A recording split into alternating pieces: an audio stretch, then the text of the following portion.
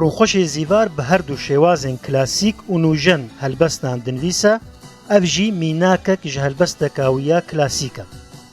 Heyva dil çavdan berkilê, porşeh kir bi ava filê. Rûxa miland wek sorgulê, nehişt heyva şevê hilê. Enîroyê bejintavê, dema keskesor da navê. Kemend avê dilê zavê, agir berda ax û avê. Meşû gera wê kevokê, dilê min hil kir ji kokê. Xeml û xêza dilbijokê, ez kirim wek berberokê. Çi qas li ser wê bibêjim, kela dilê xwe narêjim. Li ber sazê wê dengbêjim, ji ber evîna wê gêjim.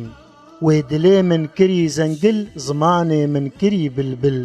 Ke zeba min kirî kakil, li min şikandina pî mil. Ew ji min re bûye leylan, bûye xewna şevên giran. Bûye ronahî û zîndan, bûye bihar û zivistan. Bi evîna wê sermestim, jêre dîlok û helbestim. Di dilê wê de bindestim, dînekî evînperestim.